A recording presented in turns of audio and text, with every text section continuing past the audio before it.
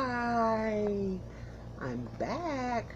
I promised in the last little bitty video that I would be back, and I am. Let me get things set up here. When you're not a photographer or producer and all that into videos, it's hard to get things right, you know. My videos, pardon me, but what you see is what you get. I'm not a professional. I'm using my little tablet to record this. I do not edit, so you are going to get the real deal. What you see is what you get, and I hope what I present you will enjoy, and I'll try to keep it short and sweet. I've been on a hiatus, and only because I've had a lot of things going on personally, a lot of medical issues and stuff, so I've been in and out of the hospital, and then my roommate, she's been in and out of the hospital. So a word to the younger generation: growing old is not for sissies. You got to be tough. So yeah, what you do to your body now will come back to haunt you later on in those golden years. And they call them the golden years because you better have a lot of gold in your pocket to cover the medical bills. Alright, what have I been doing? I have actually jumped off the knitting needles some and onto the crochet hooks. A little brief background: my mother taught me the bare bone basics when I was just a little girl, and I don't remember how old I was, but old enough to say, you know, Mom, I want to learn how to do that. So she showed me how to do the basic crochet fundamentals and the basic knit stitches, which was knit and purl. My mother is right-handed and I'm left-handed, so it's unusual. I knit right-handed and I crochet right-handed. I hold my yarn in my left hand while I'm crocheting with my right hand, but when I knit, I hold the yarn in my right hand that I'm using to, my working yarn is in my right hand when I'm knitting, and I knit right-handed. And if I try to switch over and put my working yarn in my left hand, it's like super weird feeling. Now, I've noticed when I've tried to do stranding work, I don't seem to have too much of a problem holding a strand in my left hand and in my right hand as I'm working across a piece.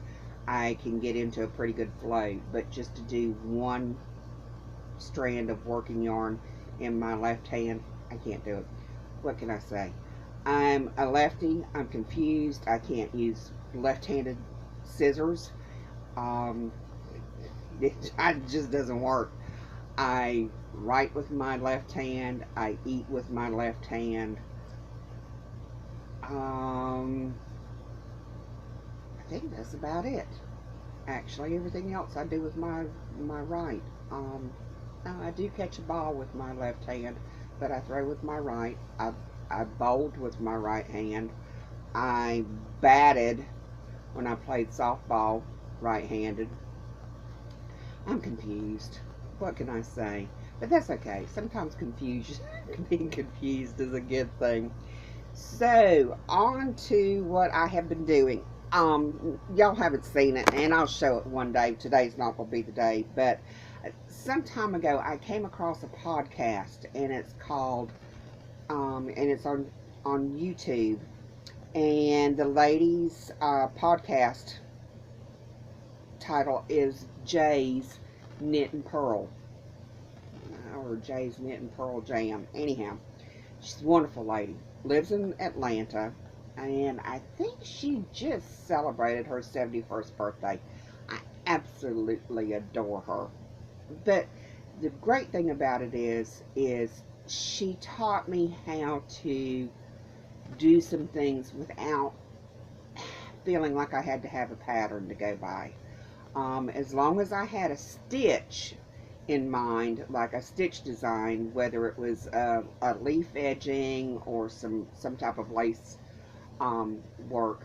She showed me how to get my numbers for me, that if I wanted to make just a basic sweater that's not a couture sweater, um, I could do that. And I did. And I made the cutest sweater out of just Michael's loops and thread yarn, and I didn't have enough to do it in one solid color, so the colors that I bought, I kind of put them all together, and I called it my sweater of many colors. And what I like about it is it looks fabulous with jeans and a t-shirt. I really like that. And when I made it to where it was short sleeved. Actually, the sleeves come down to just above my elbow. And I absolutely love that. It doesn't have any buttons, so it's just a toss on and go.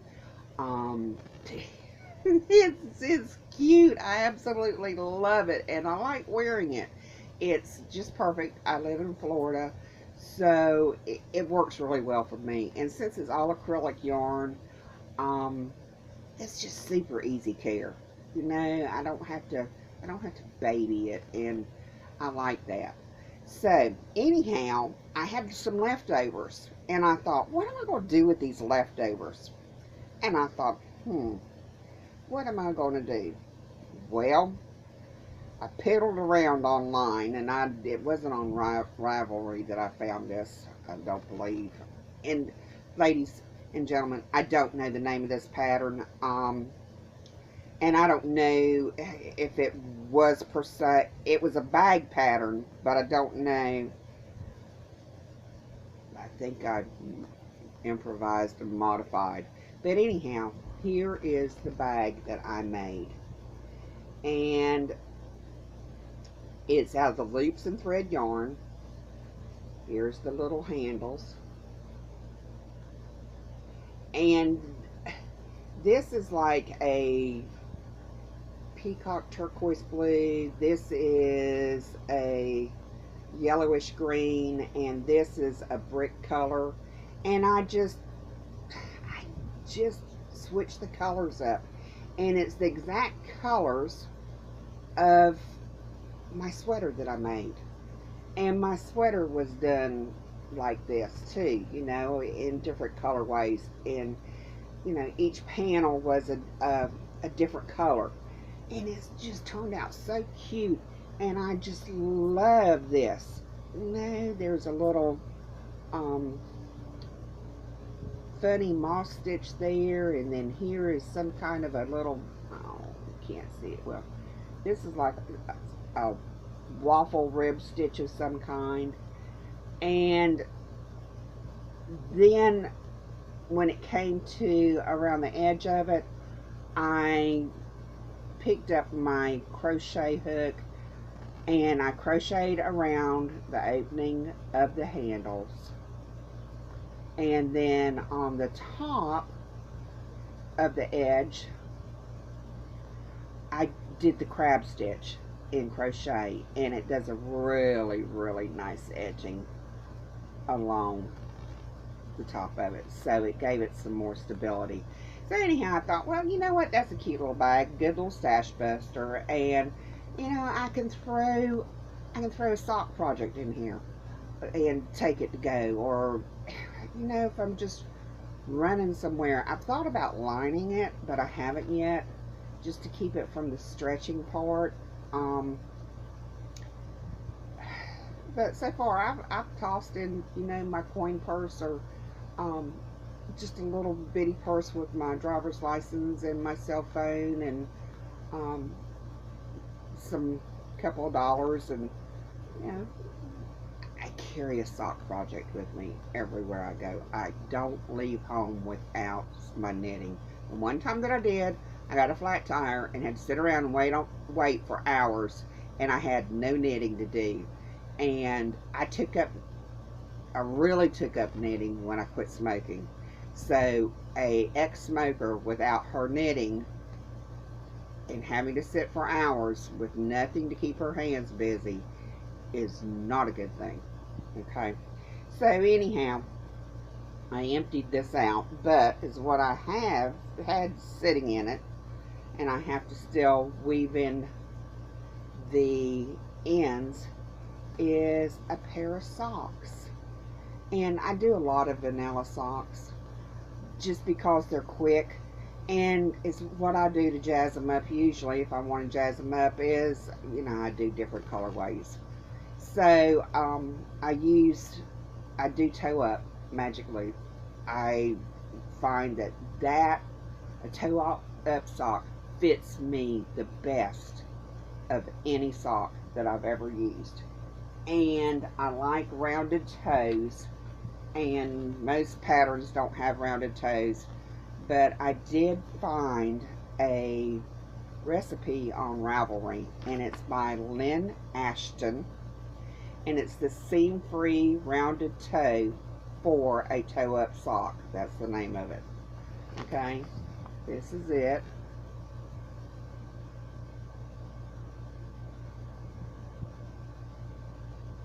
Alright, and it's free on Ravelry, so just look for seam free rounded toe, and she calls it a recipe, and I use that for my toes. And then when I get to my heels, I came across I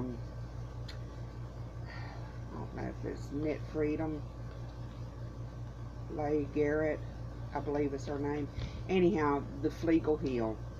I have used all kinds of heels, and it is by far my go-to heel.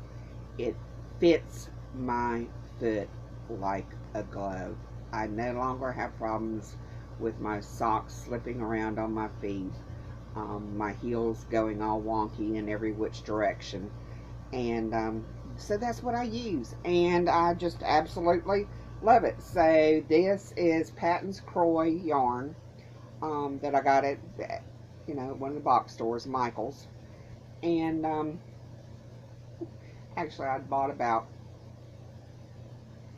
I don't know, 16 skeins, because it takes almost, I use almost one 50-gram ball of yarn per sock. So I had to have 2 of each for a pair of socks, but almost used it all up. I have 4 skeins left, so there's 2 pairs of socks that I can get. So that's my fairly recent. And then I had a friend, my roommate.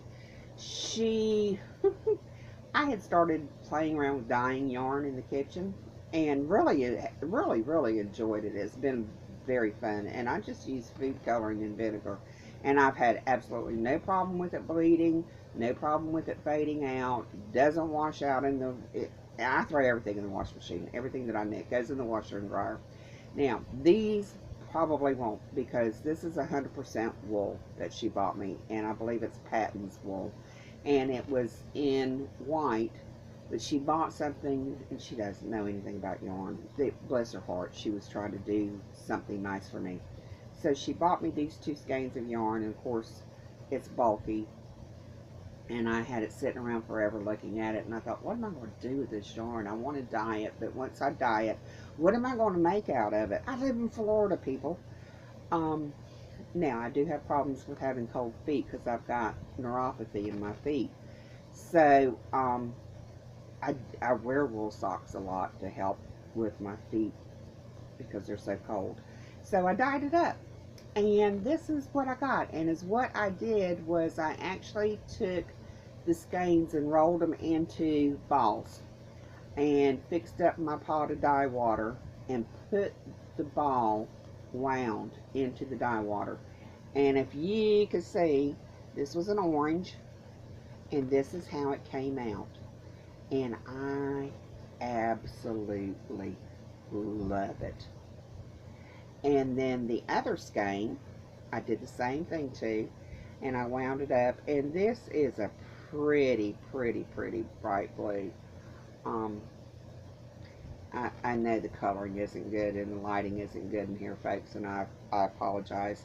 So anyhow, I knit up these little socks, and they're going to be my house socks. They're going to be my bed slippers, okay?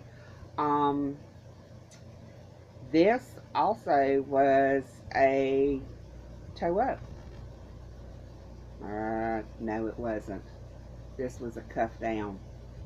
I'm sorry. It was. It was a cuff down.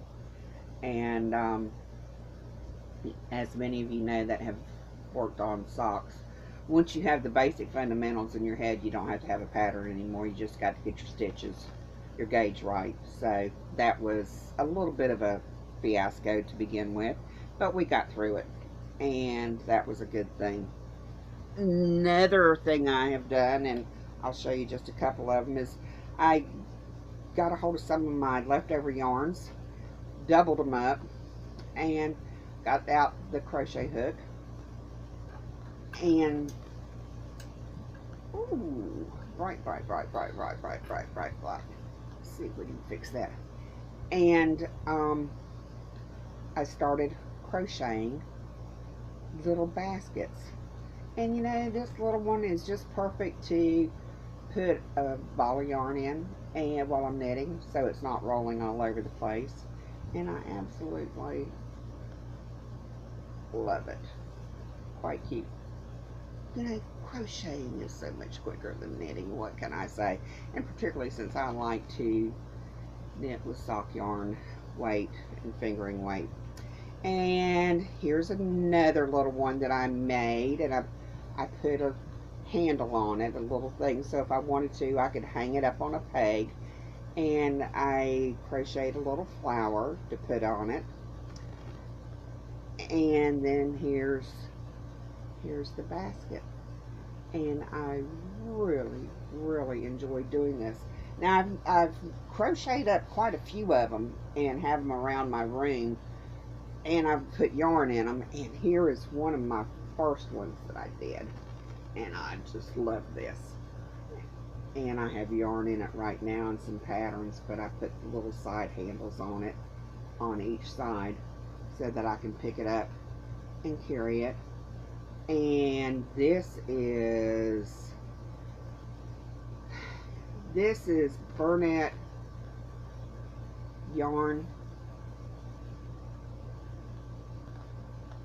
It's the sport, like the baby stuff, and it's just two strands held together. One is a coral and one is the blue. It's the same color as the flowers, and I just held a strand of each together and crocheted away and had fun. And it was, I don't know, it took me a few hours, maybe 3 hours to make, but I enjoyed it, and I liked the little flowers on it. I thought they were awfully cute, and I made up some more, and it was like, sometimes I'm like never not knitting.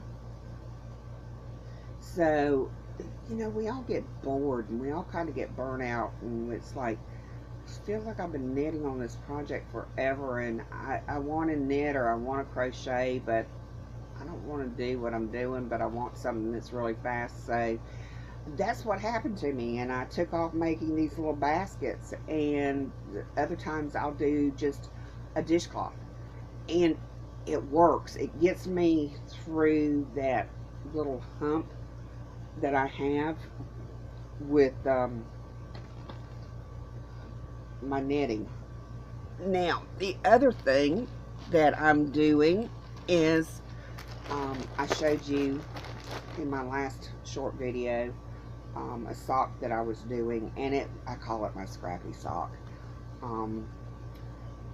You know, whenever I'm finished knitting some socks, I always have leftovers, and I'm sure any of you that have, you know, we all have leftovers. So I roll the leftovers up, and I tend to love Ziploc bags, so I keep a lot of my yarn in Ziploc bags.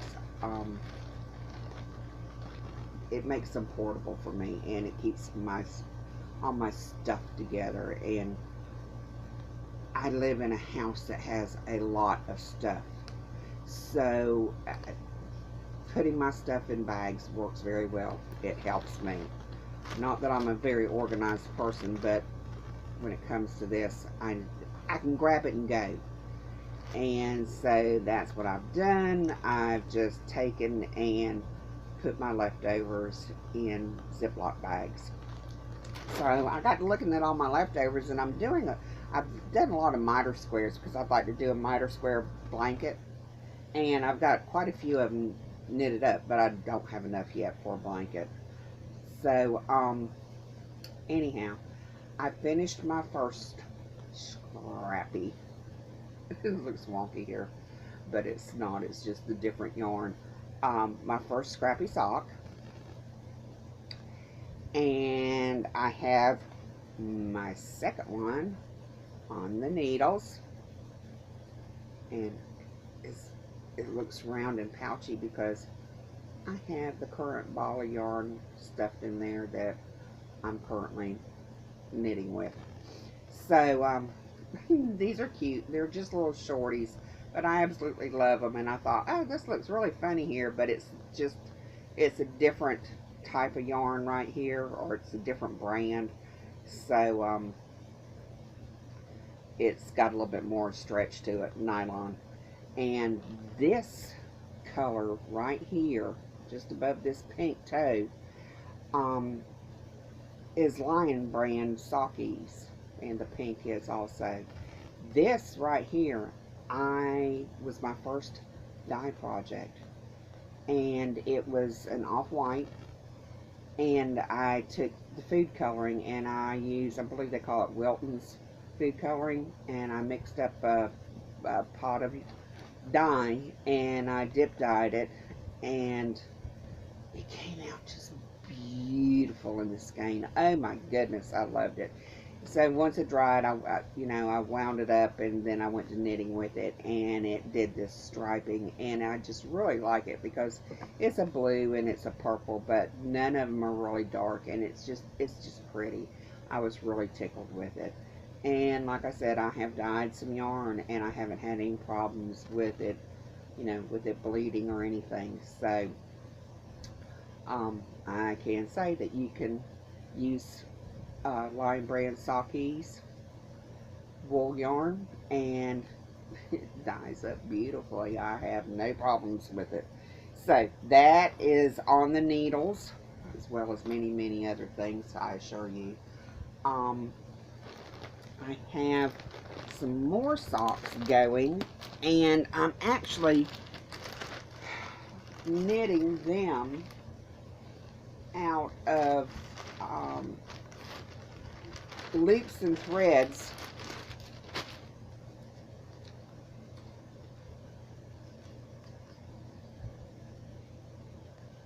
wool-like yarn, and it is their tiny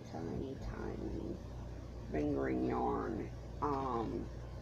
They say it's a #1, and I really like it. It's so soft. It's acrylic, but it is baby buttery soft. And one skein, and this is Michael's Craft Store. This is their brand of yarn.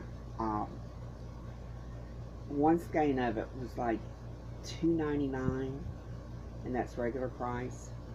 And there's 678 yards in it. Now, granted, it's fingering, but hey, for $3 and you're fingering yarn, oh, and it's just buttery soft, and the colors are so pretty.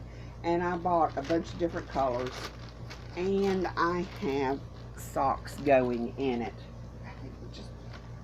Here it is. Oh, I had it. Nothing like sitting on your work.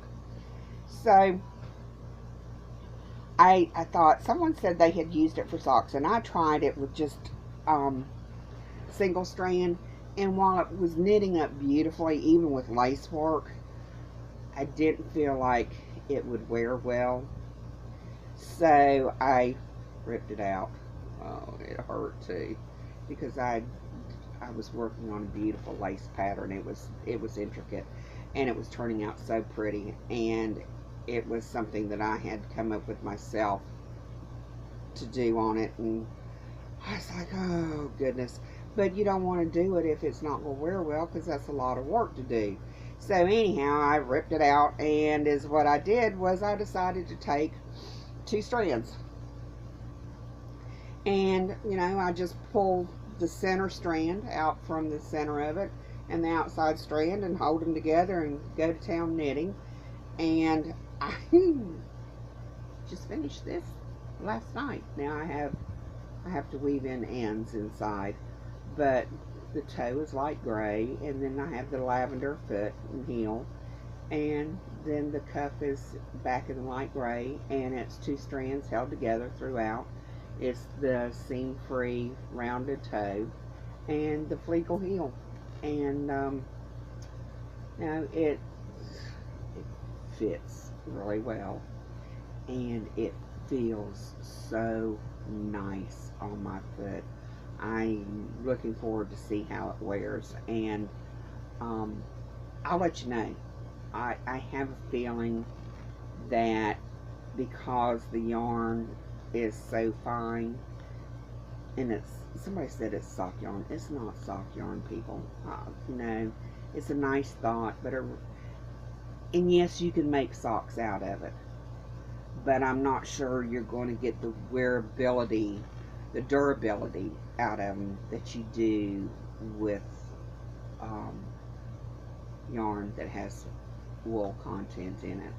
Okay, so because this is an acrylic yarn, and it does have the stretch in it. It works fine for all of that. I have no complaints, but I think when it comes to the durability, you're not going to get the durability out of it that you need.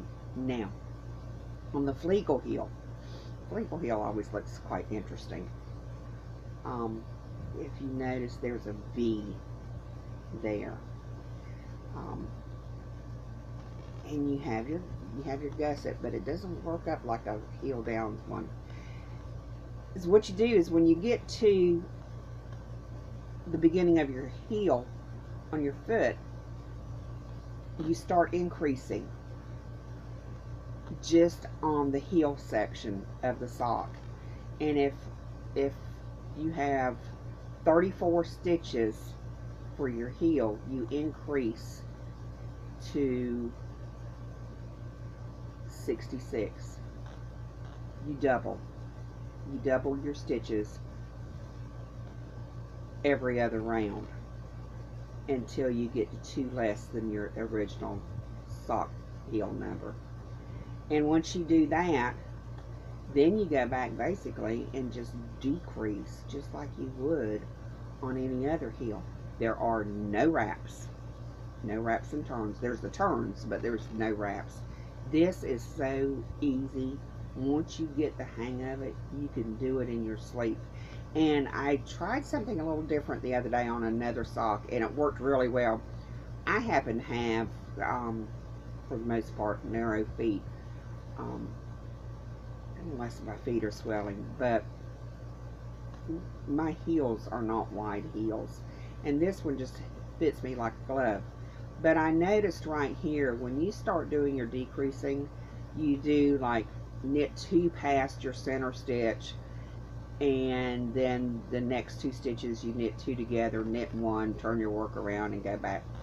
Well, you don't have to just knit 2 past your center stitch. If you have a wider heel bottom, all you have to do is knit 3 past your center stitch, or knit 4 past your center stitch, and then pick up your 2 to decrease your knit 2 together, and do it that way. You're the boss of your knitting. You do not have to follow the pattern. You knit because you can make it fit for you. We're not a box store. We're not an assembly line. We knit it for us because we aren't models. We have curves and lumps and bumps, and some of us are skinny in places, and some of us are fluffier in places, and you know, we're not sticks. We're real women, and we knit to how we want our stuff to fit us. Okay, but back to Jay's Knit and Purl. Look her up on YouTube. She does one for crocheters, and then she does a video for knitters, and she's got bukus of video podcasts out there, y'all. She's just a delight, and she's so talented.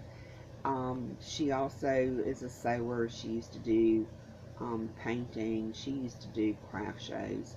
This woman has got talent running out of her ears, and she's got a craft room that we would all give our right and left arm, or at least a toe, to have of our own. Her husband built her a beautiful, beautiful craft room. Oh my God. It just boggles the mind. And she set it up so nicely. So she's a lovely lady. You'll just love her. I know you will. And she has so much to offer and to teach us. I wanted to tackle knitting a sweater for me, or at least a cardigan, and I was so scared to. And I tried numerous patterns, and I just always gave up. But Jay made it simple. She took all the mystery out of it. She demystified all that stuff for me. And she has for thousands of other knitters and crocheters. So, I urge you to give her a look. All of us are different, but I think some of you would really enjoy her. And for now, I am going to say, have a happy, safe 4th of July. Today's July the 3rd. Oh, and I forgot. My name's Deborah, and I love to knit. And I hope that someone got something good out of something that I said.